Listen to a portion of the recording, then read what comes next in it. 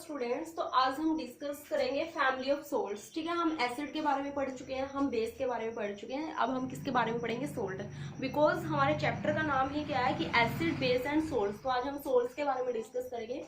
तो पहले हम पढ़ेंगे फैमिली ऑफ सोल्ट्स। ठीक है, एक एक्टिविटी है हमारी 2.13 के नाम से, जो एक्टिविटी एनसीईआरटी की बुक में, उस एक्टिविटी के बारे में हम देखते हैं। उन्होंने क्या किया, कुछ सोल्ट्स के नाम दिए जो मैंने लिखे हैं, ऑल आर सोल्ट्स। ठीक है, तो हमें इन सोल्ट्स के नेम लिखने हैं, तो आपको और इनका फॉर्मूला लिखना है। ठीक है, नेम लिखा हुआ है, इसका फॉर्मूला हमें बताना है। तो जो हमारा पोटेशियम सल्फेट है, पोटेशियम सल्फेट का फॉर्मूला क्या आ जाएगा? K2SO4। ठीक है, तो आपको पता होगा ये चीज, आप 9th क्लास में वैसे पढ़ के आए हो कि कैसे आप फॉर्मूला बनाते हो। तो एक एग्जांपल एक मैं सोल्व करवा देती हूँ, उसके बाद आप खुद देख लेना। जो आपका पोटेशियम है, पोटेशियम आपको पता है सिंबल क्या होता है? K होता है। ठीक है, सल्फेट है, सल्फेट का सिंबल क्या होता है? SO4। अब उसके ऊपर हम चार्ज देखते हैं। जो हमारा पोटेशियम है, पोटेशियम के ऊपर चार्ज क्या होता है? हमारा +1 होता है। ठीक है, और सल्फेट के ऊपर चार्ज क्या होता है? हमारा -2 होता है। ठीक है, तो हमें पता है कि हम यहाँ पे चार्जेस की क्रॉस मल्टीप्लिकेशन करते हैं कि जो पोटेशियम है इसके ऊपर ये वाला चार्ज आएगा। ठीक है, और जो हमारा सल्फेट है उसके ऊपर ये वाला चार्ज आएगा। ठीक है, क्रॉस मल्टीप्लिकेशन करते हैं। अब यहाँ पे इस चीज से कंफ्यूज नहीं होना कि यहाँ पे पॉजिटिव है, यहाँ पे नेगेटिव है। यहाँ पे जो भी चार्ज दे रखा हो, हमें उसके साइन से कोई मतलब नहीं है कि यहाँ पे पॉजिटिव है नेगेटिव है, उस चीज से हमें कोई मतलब नहीं है। हमें मतलब है तो सिर्फ उसकी वैल्यू से, जो उसकी न्यूमेरिकल वैल्यू, जैसे यहाँ पे +1 है, सॉरी 1 है, यहाँ पे 2 है, तो हमें इस वैल्यू से मतलब है। जो साइन दे रखा है उसको आप छोड़ दो। ठीक है, तो K के ऊपर साइन गया है 2, सॉरी चार्ज गया है 2, तो यहाँ पे K2SO4, SO4 के ऊपर क्या गया? 1। ऐसे तो 1 को लिखो या ना लिखो एक ही बात है। तो आपका क्या बन गया? K2SO4। ठीक है, इस तरीके से आपका केमिकल फॉर्मूला बनता है। एक मैंने सोल्व करवा दिया और आप इसी तरीके से खुद ट्राई करोगे। ठीक है, तो उसके बाद हमारा जो नेक्स्ट है, नेक्स्ट फॉर्मूला हमारा क्या है? Sodium sulphate. तो सोडियम सल्फेट कैसा बनेगा? Na2SO4। ये भी इसी तरीके से, N के ऊपर 1 होता है, सल्फेट के ऊपर 2, तो सल्फेट का चार्ज यहाँ पे, सोडियम का चार्ज यहाँ पे जाएगा 1। उसके बाद है calcium sulphate. Calcium sulphate CaSO4। अभी बोलोगे इसके ऊपर क्यों नहीं आया है कुछ ट्वाइस, ऐसे कुछ नहीं आया, क्योंकि कैल्शियम के ऊपर भी चार्ज 2, सल्फेट के ऊपर भी चार्ज 2। तो जैसे कि कैल्शियम है, सल्फेट है, कैल्शियम में +2, इधर -2। ठीक है, प्लस माइनस से कुछ नहीं है, ये भी 2 है, ये भी 2, तो ये आपस में कैंसिल, इसमें क्या बन गया? Calcium sulphate. ये इस तरीके से बनता है। उसके बाद आपका मैग्नीशियम सल्फेट MgSO4। उसके बाद है कॉपर सल्फेट, क्या बनेगा? CuSO4, copper sulphate. Sodium chloride NaCl, ये तो पता ही है, टेबल सोल्ट होता है आपका। Sodium nitrate NaNO3। उसके बाद आपका सोडियम कार्बोनेट Na2CO3। जैसे सोडियम सल्फेट बना था, ऐसे सोडियम कार्बोनेट, कार्बोनेट में भी आपका चार्ज कितना होता है? 2 होता है। ठीक है, ऐसे बना है। उसके बाद आपका अमोनियम क्लोराइड NH4Cl। ठीक है, तो एक्टिविटी में इतने नेम दिए थे, उसका आपको फॉर्मूला लिखना था। चाहो तो आप इसको स्क्रीनशॉट ले सकते हो, कॉपी में आराम से इसको नोट कर लेना। ठीक है, ये चीज। अब आगे हमें इसमें क्या चीज देखना है कि जो भी आपकी जैसे फैमिलीज, जैसे ये चीज है, आप ये इसको देख सकते हो कहाँ से आया होगा, किस फैमिली से आया है। ठीक है, जैसे ये कि पोटेशियम वाली फैमिली से आया है। ठीक है, ये वाला है सोडियम फैमिली से है, कैल्शियम फैमिली से है, मैग्नीशियम फैमिली से है। तो आप सोल्ट की फैमिली ऐसे देख सकते हो, जैसे सोडियम क्लोराइड आपका सोडियम फैमिली से आया है। मान के चलो, अगर मैंने आपसे पूछा, मैंने 2 को अगर हम कंपेरिजन करें, ये वाला, तो यहाँ पे ना हम बोले किस फैमिली से बिलोंग करते हैं। जो हमारा सोडियम सल्फेट और जो हमारा कैल्शियम सल्फेट है, किस फैमिली से बिलोंग कर रहे हैं। तो आप यहाँ पे कैसे बताओगे? इन दोनों में आप ये देखोगे यहाँ पे कॉमन चीज क्या है आपका। तो कॉमन दोनों में क्या है? इधर भी सल्फेट है और इधर भी सल्फेट है। इट मीन दोनों ही जो आपके कंपाउंडर्स में क्या चीज कॉमन है? सल्फेट कॉमन है। ठीक है, सल्फेट कॉमन है, इसलिए हम बोलेंगे कि जो आपके दोनों सोल्ट है किस फैमिली से बिलोंग कर रहे हैं, ये आपके सल्फेट फैमिली से बिलोंग कर रहे हैं। ठीक है, जैसे यहाँ पे अगर हम देखें सोडियम क्लोराइड और सोडियम नाइट्रेट, ये किस फैमिली से बिलोंग कर रहे हैं। तो आप इसमें कैसे बताओगे? आप कॉमन चीज देखोगे, इसमें भी यहाँ पे सोडियम है और यहाँ पे भी सोडियम है, ये चीज अलग है। तो यहाँ पे दोनों में सोडियम है, तो दोनों के दोनों किस फैमिली से बिलोंग कर रहे हैं? आपके सोडियम फैमिली से। ठीक है,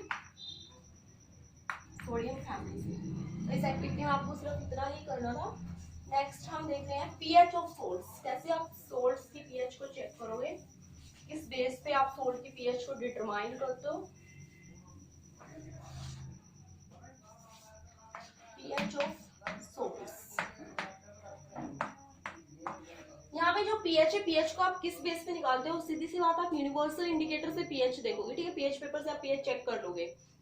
जैसे आपका सोडियम क्लोराइड है, तो इनकी जो पीएच है वो किस बेस पे हम डिटरमाइन करते हैं, इसके लिए हमें आप इसका ना बेसिक प्रिपरेशन पता होना चाहिए कि आपका सोडियम क्लोराइड बना कैसे है, ठीक है। तो हमें पता है सोडियम क्लोराइड मान लो HCl से बना है और किससे बना है, हमारा NaOH से बना है, ठीक है।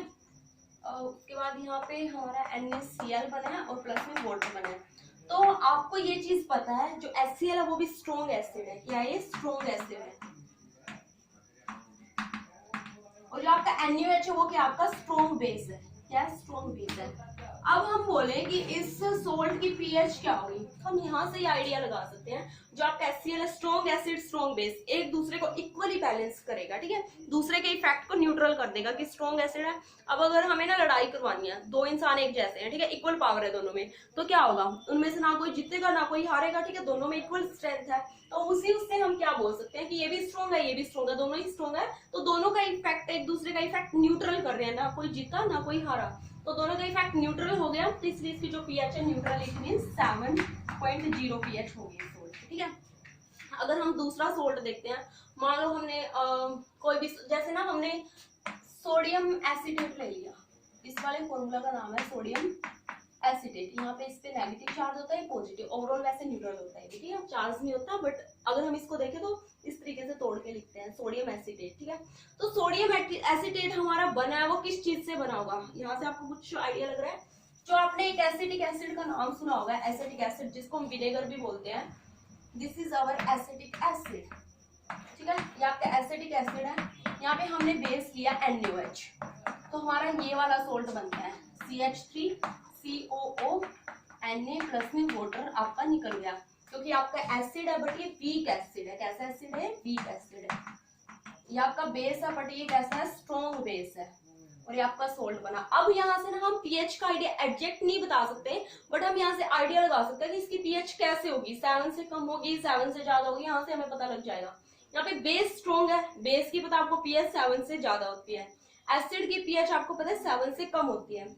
तो एसिड वीक है, बेस स्ट्रॉन्ग है, तो पीएच कौन सा ओवरकम करेगा? ये स्ट्रॉन्ग है, ये वीक है। अगर हम दो बंदे की लड़ाई करवा रहे हैं, एक स्ट्रॉन्ग है एक वीक है, तो जीतेगा कौन? ऑब्वियसली बात है स्ट्रॉन्ग वाला जीतेगा। तो यही यहाँ पे हो रहा है चीज कि जो स्ट्रॉन्ग बेस है ना, उसकी जो वैल्यू है वो ओवरकम, मतलब कि यहाँ पे ओवर हो जाती है उसके ऊपर, ठीक है, वीक वाले के ऊपर। तो जो इसकी पीएच आएगी वो ग्रेटर देन 7 आएगी। ग्रेटर एक्यूरेट वैल्यू हम नहीं बोल रहे, बट यहाँ पे हम आइडिया लगा रहे हैं कि ग्रेटर देन 7 तो होगी होगी, ठीक है। ऐसे ही अगर कोई सोल्ट है, उसमें अगर हमने एसिड स्ट्रॉन्ग लिया है और बेस वीक लिया है, मान लो हमने HCl एसिड ले लिया और बेस हमने वीक, मान लो अमोनियम हाइड्रोक्साइड ले लिया, आपको पता है ये वीक बेस होता है, ठीक है, ये वीक है, ये स्ट्रॉन्ग है। जो इनका सोल्ट बनेगा, ठीक है, क्या बनेगा यहाँ से? अमोनियम क्लोराइड बनेगा। जो सोल्ट बनेगा यहाँ से अमोनियम क्लोराइड, इस कंपाउंड का नाम है अमोनियम क्लोराइड प्लस में वाटर। तो जो ये वाला सोल्ट है, इसकी पीएच क्या होगी? तो यहाँ पे पता है आपको, ये स्ट्रॉन्ग एसिड है और ये आपका वीक बेस है, ठीक है। तो एसिड स्ट्रॉन्ग है, ये वाला क्या एसिड क्या करेगा? उसके ऊपर हावी हो जाएगा ना बेस के ऊपर।